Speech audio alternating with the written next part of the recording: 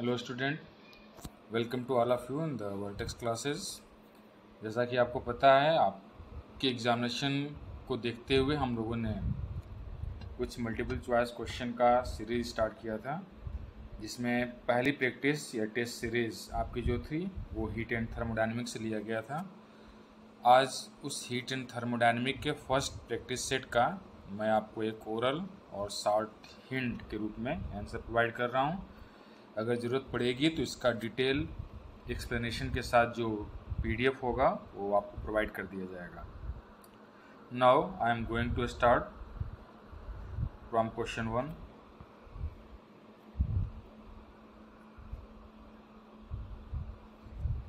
First question है, which of the following parameter does not characterize the thermodynamic state of matter. तो ये तो बिल्कुल बेसिक क्वेश्चन है, आपको पता है। इसमें टेम्परेचर, प्रेशर और वॉल्यूम ये आपके बेसिक पैरामीटर में आते हैं। So the correct answer of this question is work, यानी ऑप्शन सी इसमें आपका करेक्ट होगा। Question number 2, a system after passing through different states return back to its original state is called. ये भी आपका बेसिक क्वेश्चन में ही आ जाता है हीट एंड थर्मोडायनेमिक के केस में। इसमें आपका करेक्ट आंसर जो है साइक्लिक प्रोसेस होगा, क्योंकि साइक्लिक प्रोसेस में सिस्टम जो है डिफरेंट स्टेट से होते हुए जब फर्स्ट इनिशियल स्टेट में वापस आता है, तो ऐसे केस में आपका जो है स्टेट साइक्लिक प्रोसेस कहलाता है। Third question, in A thermal process the pressure of a fixed mass of A gas is change in such a manner that the gas molecule give out the heat of 30 joule and work of 10 joule is done on the gas. If the internal energy changes of the gas as 40 joule, then the final internal energy will be. This question can be solved with the help of first law of thermodynamic. ये आपको पता है, आपने पढ़ा हुआ है। del Q is equal to del U plus del W. इसमें जो इंटरनल एनर्जी आपकी डेल्टा यू या डेल यू होती है वो आपकी U2 माइनस U1 के बराबर होती है, जिसमें U2 आपकी फाइनल और U1 जो है इनिशियल इंटरनल एनर्जी है। तो इस क्वेश्चन में आपकी इनिशियल इंटरनल एनर्जी दी गई है, इस क्वेश्चन में आपका वर्क डन दिया गया है और इस क्वेश्चन में आपका अमाउंट ऑफ हीट दिया गया है। तो आप इस फर्स्ट लॉ ऑफ थर्मोडायनेमिक को यूज़ करके आप यहाँ से जो फाइनल इंटरनल एनर्जी है यानी कि U2 की वैल्यू है उसको आप कैलकुलेट कर सकते हो। After calculating the correct answer is 60 joule. So option 3 is right. Now for question 4,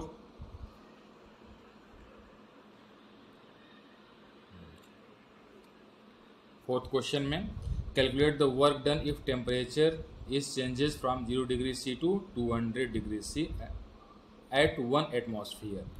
तो ये भी आपको पता है कि work done W is equal to आपका होता है PdV, या इसी के जो वैल्यू है वो बराबर होती है RdT के। इसमें dt जो है चेंज इन टेम्परेचर है, जो आपको दिया गया 0 डिग्री C से 200 डिग्री C। तो dt की वैल्यू को आप यहाँ से फाइंड आउट कर सकते हो।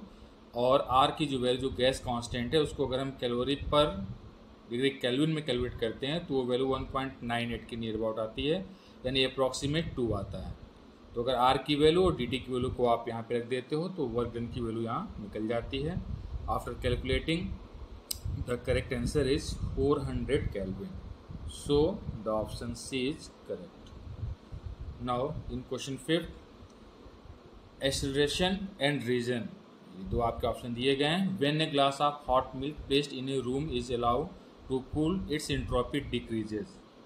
This relation is correct. Reason, allowing the heat object to cool does not violate the second law of thermodynamic. तो reason is also correct, but the reason is not supported to assertion. So in between 4 options, option B state that both assertion and reason are true but the reason is not the correct। तो fifth question का जो option B है वो आपका correct होगा, because in its explanation both the assertion and reason are true but the reason is not the correct explanation of the assertion। As milk cools, its temperature decreases। So the decreases in temperature takes the milk to a loosely disorderly state. As the entropy is a measure of disorder, ये आपको notes में बताया गया था. Detail entropy पे काफ़ी अच्छे lecture हुए हैं. Entropy is a measure of disorderness, so the entropy of the milk decreases. The correct answer will be B. Now for question 6, which of the following is not a state function? In between these four options, the first is work done at constant pressure, enthalpy, work done by conservative force, work done by non-conservative force. So the fourth option, work done by non-conservative force, is the correct answer of question number 6. Now for question number 7,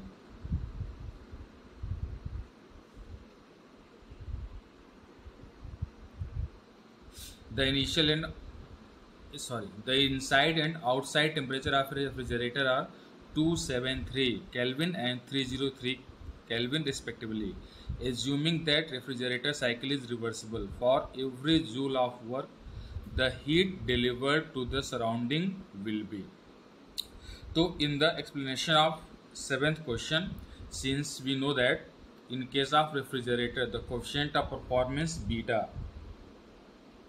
is equal to Q2 upon W.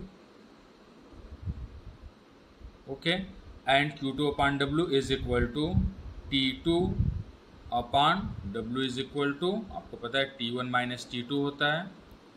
तो इस case में आपके temperature T1 और T2 की value दी गई है.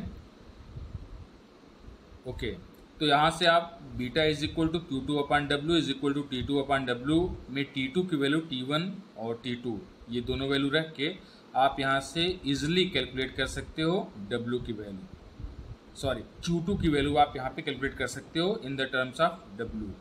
Q2 की value जब कैलकुलेट हो जाती है तो ऐसे केस में W is equal to Q1 minus Q2 होता है. तो अगर आपकी Q2 कैलकुलेटेड है,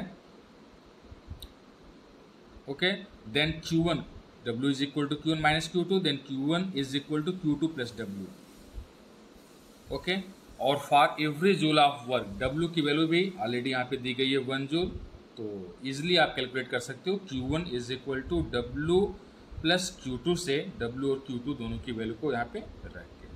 तो after calculating the correct answer is 10 joule, यानी फर्स्ट ऑप्शन जो है वो आपके 7th क्वेश्चन का सही होगा.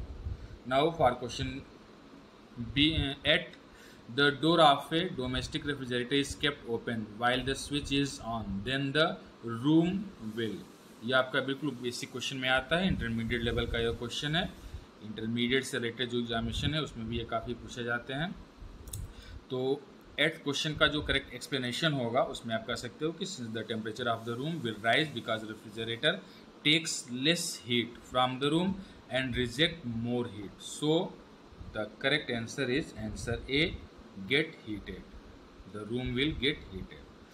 Now for question number 9, a Carnot engine working between 300 Kelvin and 600 Kelvin has a work output of 800 joule per second. The amount of heat energy supplied to the engine from source per cycle is. तो 9th question में आपको पता है Carnot heat engine के लिए जो efficiency होती है वो eta is equal to W upon eta is equal to W upon Q1 होता है, जिसकी value 1 minus T2 upon T1. 1 minus efficiency की वैल्यू T2 अपॉन T1 होती है. ओके, तो यहाँ पे आपका टेम्परेचर डिफरेंस दिया हुआ है, W की वैल्यू दी गई है, T1 और T2 की वैल्यू, अगर W की वैल्यू आपको दी गई है तो यहाँ से आप Q1 की वैल्यू को कैलकुलेट कर सकते हो. Q1 की जो वैल्यू होगी आपसे पूछा गया है heat energy supplied to the engine from source per cycle, यानी Q1 पूछा हुआ है. तो W, T1, T2 की वैल्यू अगर नोन है तो इजिली आप यहाँ एफिशिएंसी के फार्मूले से कैलकुलेट कर सकते हो. After calculating the result is 1600 joule. So the correct answer is option B. Now Question number 10. Heat capacity of a substance is infinite. It means, so heat capacity of a substance is infinite. It means that whatever amount of heat is taken in or given out by a substance of infinite heat capacity, there is no change in its temperature. So the correct answer is option C. Now for question number 11.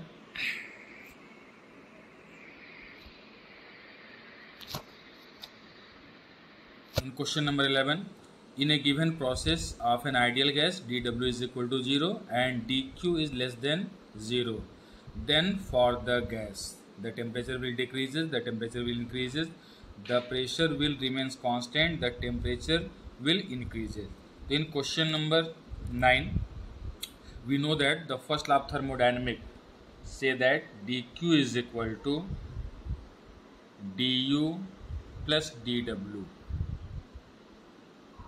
Okay, for dW is equal to 0, dQ is equal to du. Okay, and the internal energy U is directly proportional to T. ये हमको पता है कि internal energy जो है temperature पे depend करती है. तो अगर इस केस में D Q is less than 0 है तो फिर D U is also less than 0 होगा. यानी U is proportional to T, then D T is also less than 0 होगा. Hence the temperature of the gas decreases. So the correct answer is answer option A. The temperature will decreases. Now for question number 12.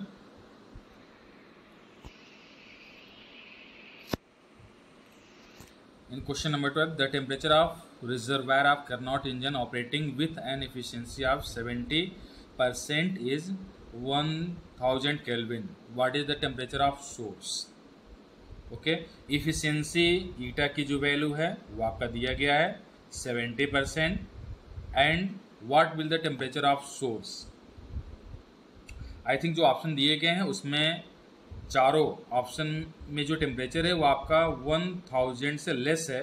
तो actually इस question में होना चाहिए what is the temperature of sink, क्योंकि source is always kept at high temperature.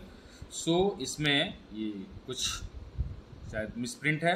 What is the temperature of sink होना चाहिए.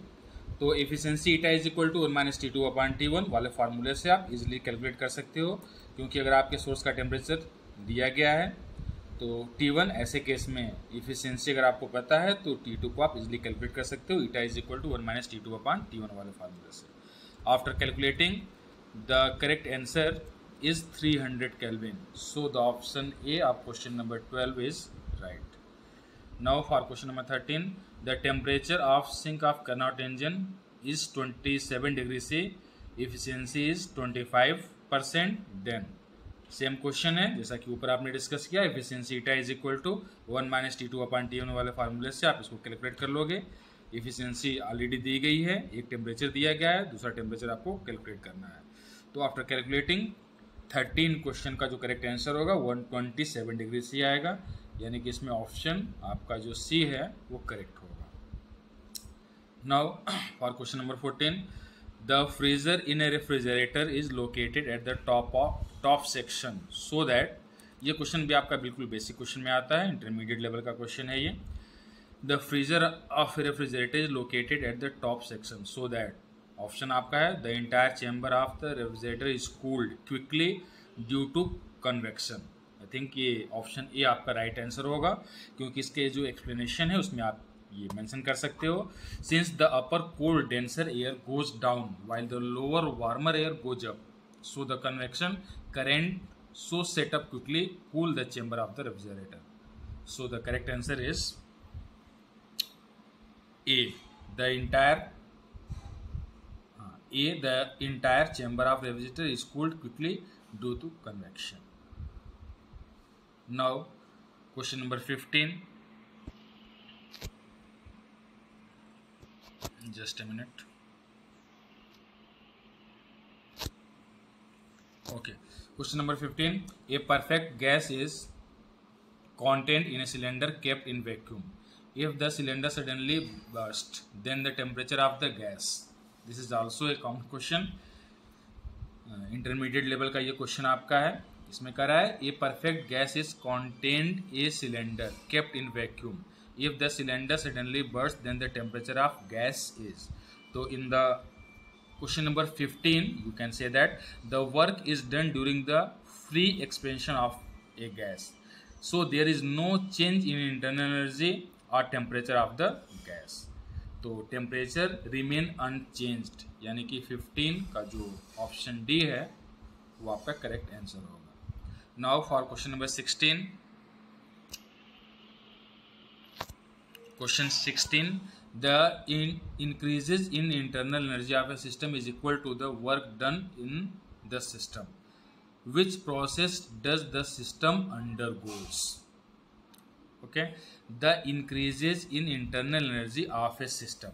So if work done on a system is negative, so delta U is equal to minus delta W, or from the first law of thermodynamics, dq is equal to du plus dw. The internal energy, increasing internal energy of the system is equal to the work done. That means delta U is equal to minus delta W.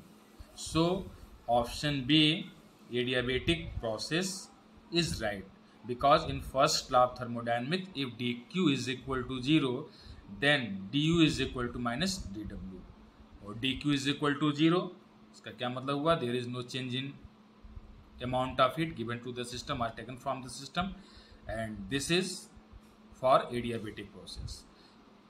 Isothermal process में आपको पता है कि temperature constant होता है, साथ ही साथ आपके बाकी जो दो आइसोकोरिक और आइसोबेरिक प्रोसेस हैं, उसमें आइसोकोरिक प्रोसेस में आपका वॉल्यूम कांस्टेंट होता है और आइसोबेरिक प्रोसेस में आपका प्रेशर कांस्टेंट होता है.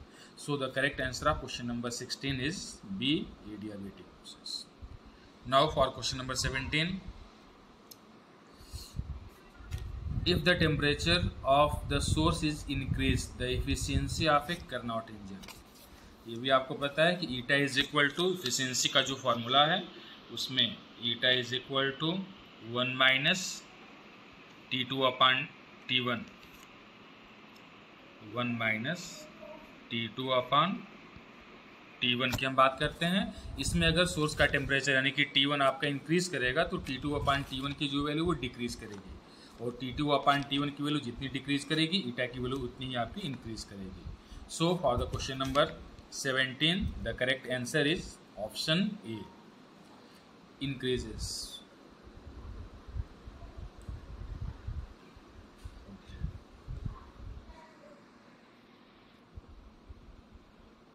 Now question number 18,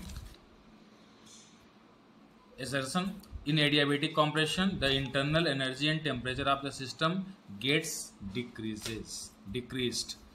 और रीजन इसका दिया हुआ, the adiabatic compression is a slow process. तो आई थिंक क्वेश्चन नंबर 18 का जो राइट आंसर होगा उसमें ऑप्शन ए है, both assertion and reason are true, and the reason is the correct explanation of the assertion. Both assertion and reason are true, but the reason is not a correct explanation of the एजर्सन. एक बार और इसको ध्यान से पढ़ लीजिए.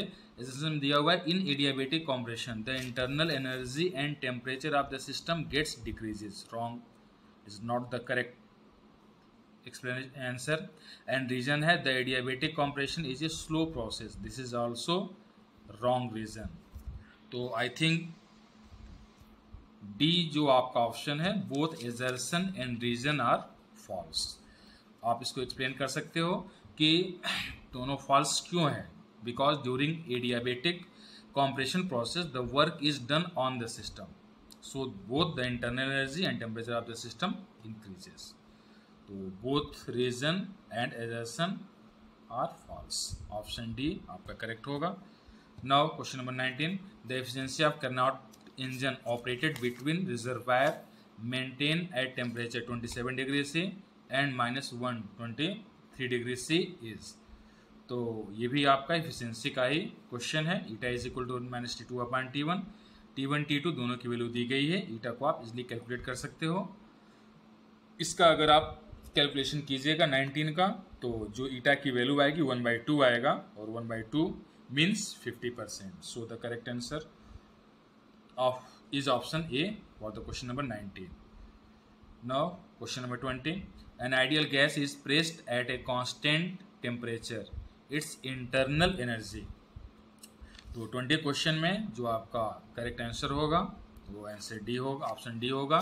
Remains the same because when an ideal gas is pressed at a constant temperature, its internal energy remains the same because the internal energy of the gas depends only on its temperature. So the option D is the correct answer of question number 20.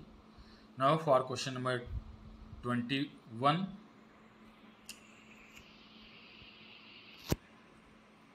And this is a very good question. Question number 21 में कह रहा है a monoatomic ideal gas initially at temperature T1 is enclosed in a cylinder fitted with a frictionless piston. The gas is allowed to expand adiabatically to a temperature T2 by releasing the piston suddenly. L1 and L2 are the length of the gas column before and after expansion respectively. Then T1 by T2 is given by. इस question को अगर आप ध्यान से पढ़िएगा तो आपको clear हो जाएगा कि इसमें क्या दिया हुआ है और आपसे क्या पूछ रहा है.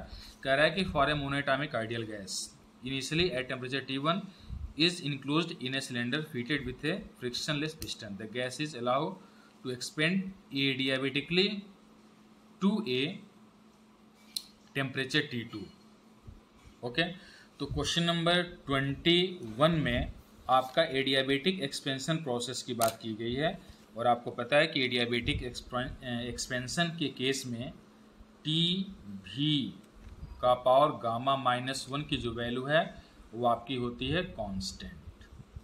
Okay, that is T1 V1 का power gamma -1 is equal to T2 V2 का पावर गामा -1 होगा. और यहाँ पे दिया हुआ है मोनोएटॉमिक गैस. तो मोनोएटॉमिक गैस के लिए हमने कैलकुलेट किया था तो आपको नोट्स में दिया भी गया था. गामा की जो वैल्यू है 5/3 आती है. तो अगर गामा की वैल्यू नोन है T1 V1 को T2 V2 के साथ आप कोरिलेट कीजिए.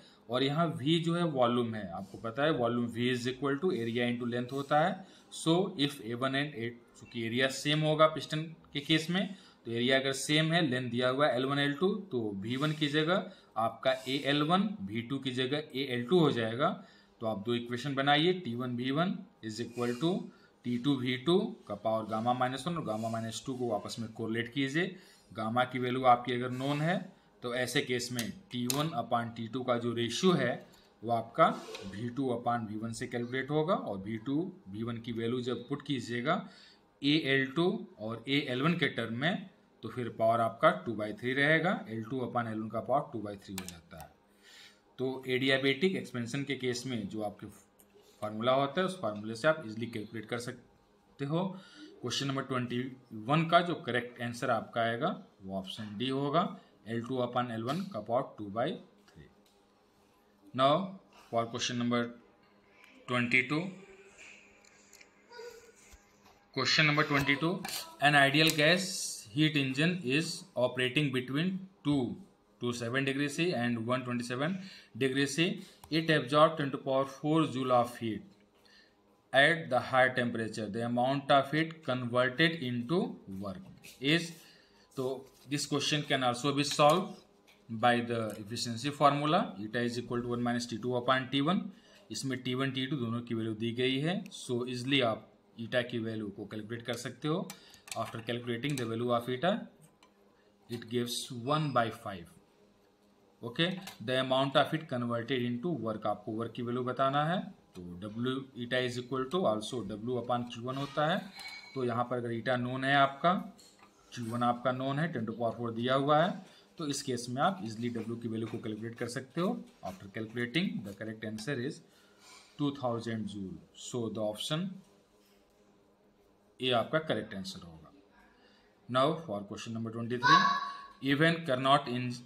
Even Carnot engine cannot give 100% efficiency because it cannot prevent radiation, find ideal sources, reach absolute zero temperature, eliminate friction. तो आपको पता है कि किसी भी इंजन की इफिशियंसी 100% नहीं हो सकती है.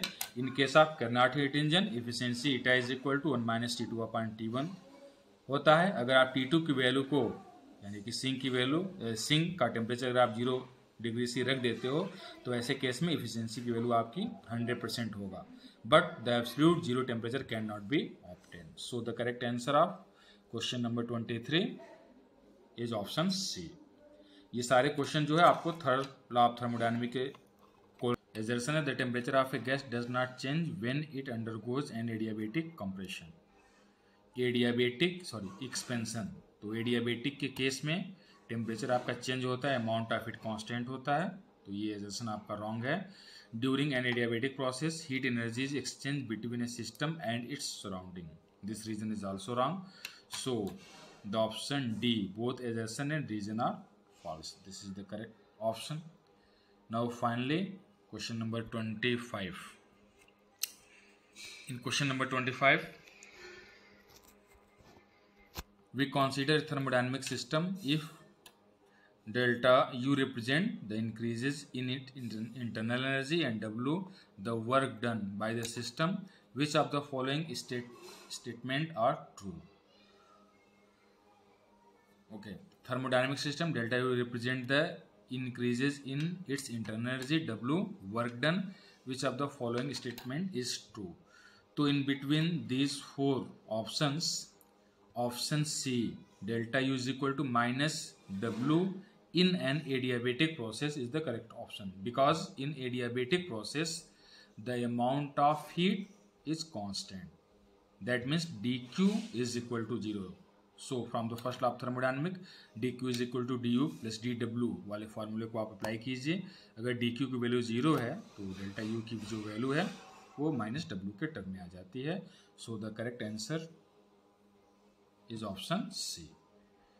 तो this is the final explanation of first practice set of heat and thermodynamic. आगे जो है हम इसका पीडीएफ भी आपको प्रोवाइड करेंगे डिटेल एक्सप्लेनेशन के साथ, और प्रैक्टिस सेट 2 में भी हम थर्मोडायनेमिक को ही डिस्कस करेंगे, उसके बाद फिर हम किसी अन्य ब्रांच पर जाएंगे। तो आज के लिए बस इतना ही। Okay, good luck.